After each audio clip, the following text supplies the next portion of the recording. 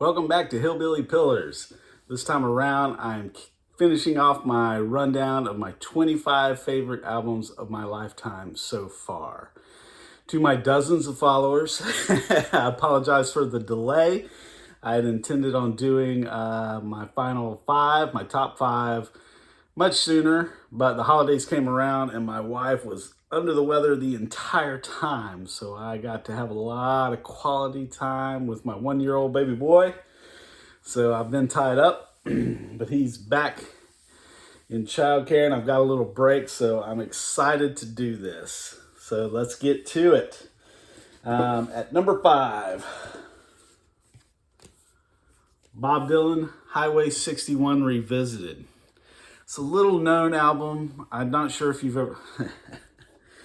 So, I have now introduced the Bob to my countdown. For those who've missed my previous videos, the parameters I'd set for myself was no more than 3 albums from any one artist. I wanted to at least diversify it that way when I was doing this rundown with my brothers and a friend when we got together to count down our 25. And this is the first Bob Dylan to crack the list all the way up at number 5. I believe that for me, I delineate Bob's career into 3 parts. There is zenith, world-altering, as he's known in like the greater pop culture zeitgeist. Take, for instance, the recent Chalamet movie. Game-changing Bob Dylan from the 60s. And this is my selection from that. Like I like to emphasize, this is obviously a list of favorites. I don't feel anywhere near qualified enough to do best. But if you ask me, I think this is his best album, which to me means it is obviously in the running for the greatest album of all time. I think it is inarguably a table setter for just the idea of an LP rock pop album. It's a template setter for it. Just a remarkable combination of these like really infectious, hard-driving blues riffs and songs combined with this mind-altering kind of stream of consciousness lyrics that as a combined thing change the world without being too hyperbolic. I think it can get overlooked, but it shouldn't. The album starts with Like a Rolling Stone. It does. And it's not like a Rolling Stone's fault that maybe it's overplayed or whatever that may be. Judgments, contained within. That's one of the greatest songs of all time. It just is.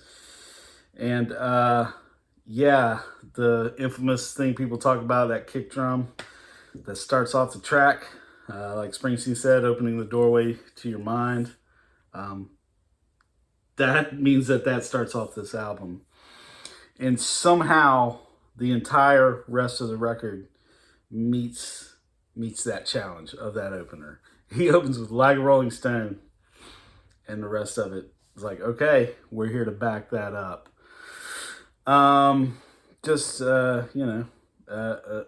historic bunch of tunes.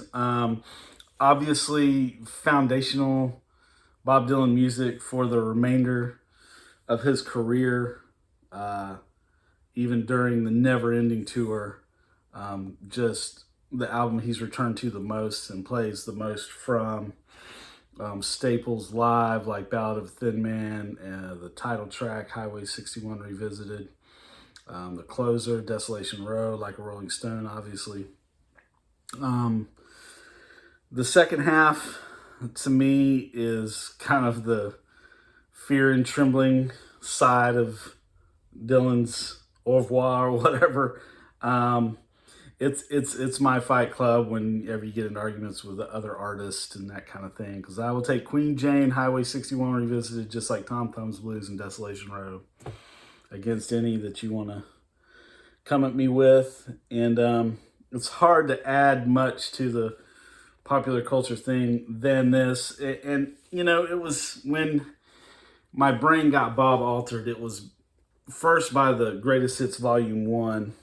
And essentially within that was somewhere in the mix of kind of the vibe on Queen Jane and Just Like Tom Thumb's Blues, kind of this rolling, lopey blues with the piano and his voice.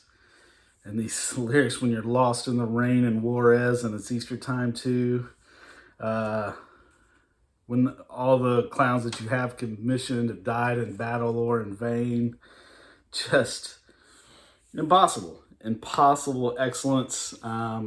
It's arguably Bob Dylan's greatest album. It's arguably one of the 5 greatest albums ever made. And it was number 5 on my all-time favorite list. Highway 61 Revisited. All right. Number 4. This one surprised me how far it climbed. I knew it was going to be in my top 25, but, you know, as I were listening through these albums time and time again, and how it wasn't even kind of close, it was a bully. It just kept pushing its way up. And I think that for whatever context you want to identify Americana and that genre of music, this is the pillar album in that genre. It's 1997's Car Wheels on a Gravel Road by Lucinda Williams. Maybe I'm not an audiophile, I'll talk about that here. I like my player, my speakers, they work great for me. I don't get too obsessed with that. Got kind of like a mid-tier, you know, I upgraded the needle. I'm calling it a needle. I know that that's not right, but you know, a little bit. But this is my favorite sounding record. The way they layered the guitars and everything on this and put together. The books and history of it has it was a notoriously difficult album to make. She started with Texas producer and singer-songwriter Gurf Morlix and did quite a bit of recording, and then got together with Steve Earle and went back and changed a lot of the tracks, and then there was a fallout, and you know, it was kind of like her, you know, big make it or break it release, and it was a long time coming. And but just kind of like Highway 61, I feel like I'm kind of the same superlatives. I mean, I'm in my top 5. How am I supposed to feel about these records? But I always laugh. My brother, you know, emphasizes no one can sing a city's name with more feeling and grace than Lucinda Williams. And you see that come up here in Jackson, Greenville, and the city she name drops in Lake Charles. And it's just a wonderful record. And, you know, it's a pretty gutsy feminist statement, I think, to start your album with a moaning song considering an ex-lover. And, you know, it's masturbatory. It just is, in an ecstasy way. And, you know, the remembrances of growing up with her father as a poet on the title track of Car Wheels on a Gravel Road and moving from one place to another.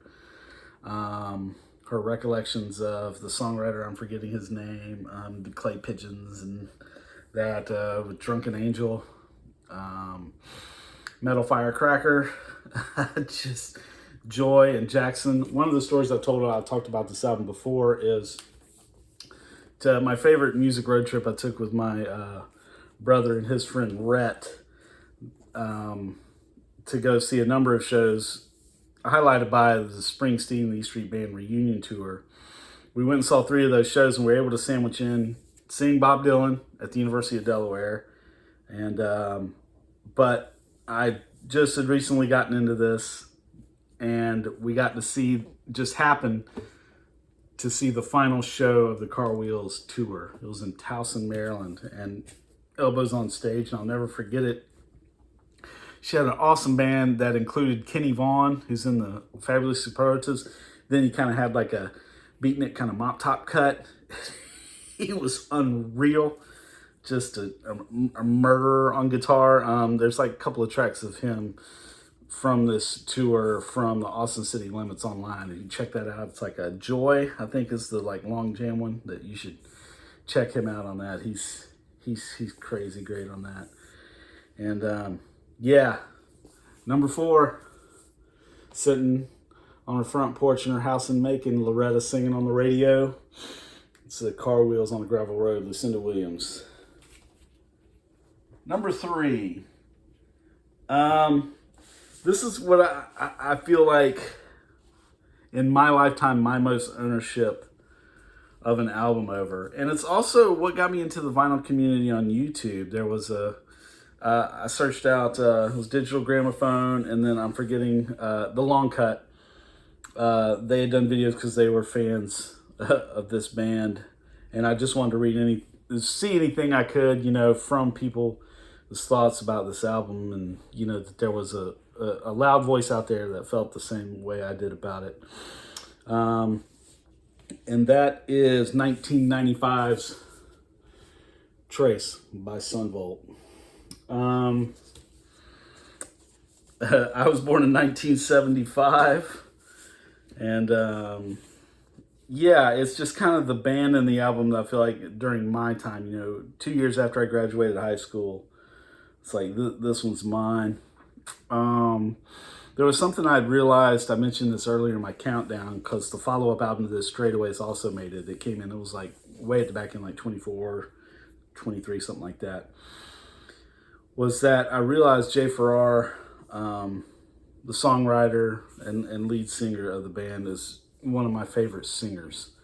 And interestingly enough, he has a very interesting way of kind of holding out his notes and singing, and like, he's one of my favorite people to sing along to. I can't imagine how terrible it actually sounds to actually be in my vicinity while I'm singing along to Jay Farrar.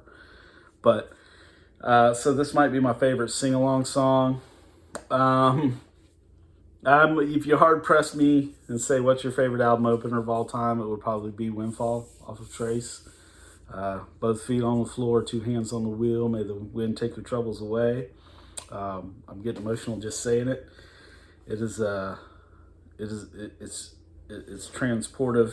And one of my favorite stories about this is I lived in Panama City, well, actually a little town by Panama City, Lynn Haven, Florida, in the Panhandle of Florida here. And I now live in Tallahassee, which is about 2 hours away. But I used to drive from there to Tallahassee to a record store at the time, before I was into vinyl, to get CDs, because there would just be nothing at the local mall. They had like one record store there, and it was just a terrible selection. And then it was like mail order. I know I'm dating myself. There wasn't internet and there wasn't Amazon. And I caught Drown, the music video for Drown, on like a VH1 alternative show thing they had that was like 30 minutes long. And so it was my want to come get it. So I drove all the way to Tallahassee to Vinyl Fever and bought Trace, put it on for the 2-hour ride back. As I was going down Highway 20, I got about halfway through Tear Stained Eye, which is the third song on the album.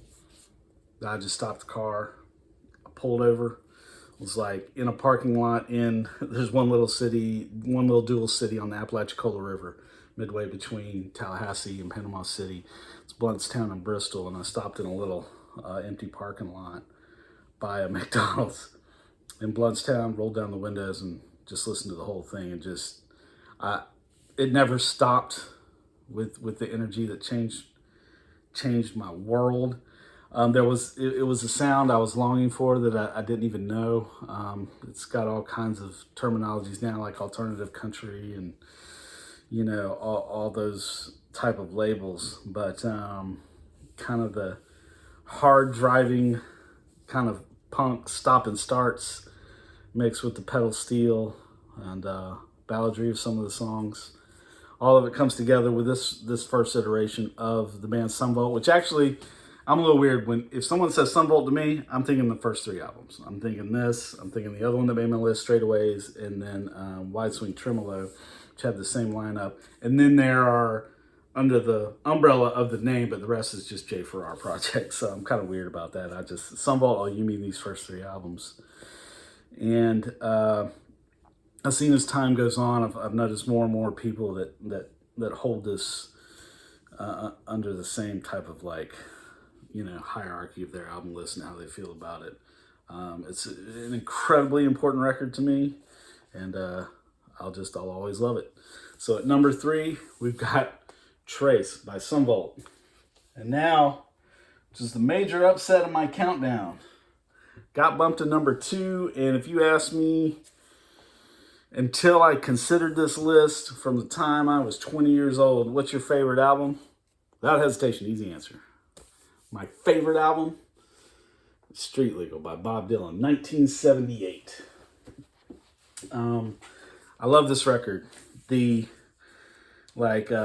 banner I hang on it is that this is kind of an essential thing. If I'm a couple of beers too many,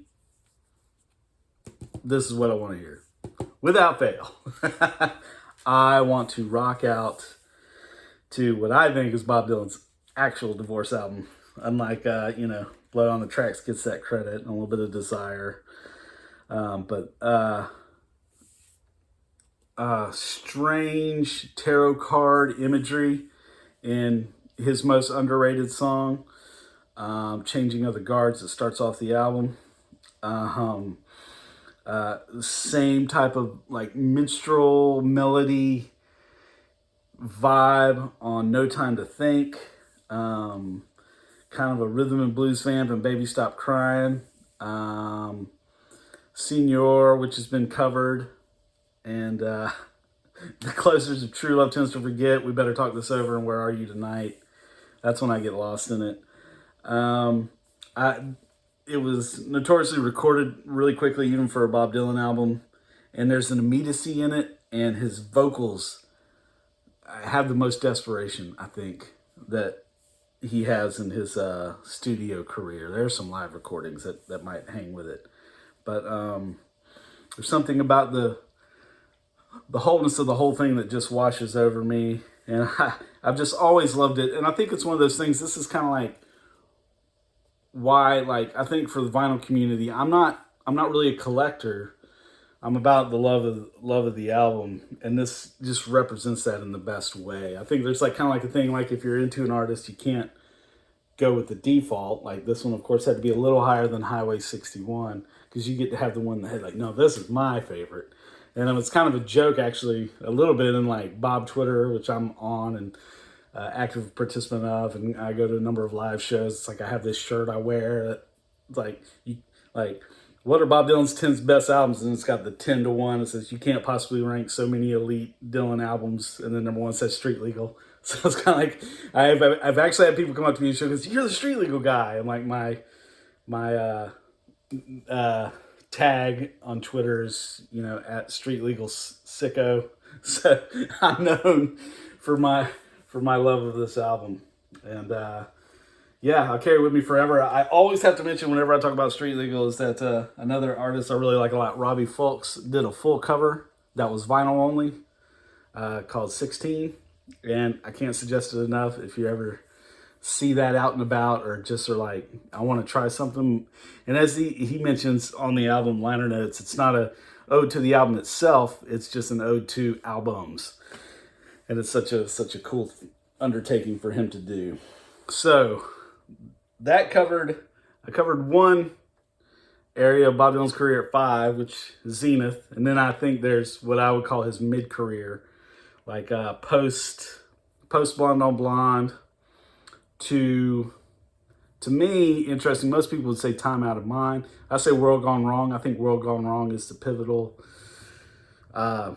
changing album where he like went back to whatever this source is of like this impossible world he came from to change everything in the first place in the 60s. I feel like somehow he got back to that when he revisited the songs the way he did in World Gone Wrong. I think it's a very important album in Bob Dylan's career. And at number 1 is what I call the latter day Dylan part of his career. And it didn't shock me, but it did surprise me that it took over number 2, and that it was the one that got the nod as far as the latter day Dylan album. This is my favorite album of all time, and that is Modern Times by Bob Dylan. This closes out his latter day triad of albums, like, you consider his earlier, and it was Bringing It All Back Home, Highway 61, and Blonde on Blonde. And then his later career, Time Out of Mind, Love and Theft, and then Modern Times. And the nature of the songs and the way some of the melodies harken kind of through the decades. There's like a 40s vibe. There's a 50s rollicking blues vibe. There even goes back to older than that with Nettie Moore, like almost like pre-recorded music type of energy. And his singing and the playing of this band on it, just, it's his touring band and he was the producer. And all of it comes together just to this listen that I never tire of and I return to often. And I think, through this countdown, I've shared that, there are obviously built-in genres of music that are my favorite. And some of them are kind of specific, like I said, like Marty Robbins' Western songs. That's like a genre of music that I love. Celtic Soul, Van Morrison. I'm sure there are others that might, but when I'm talking about, I'm just like Van. He is his own thing.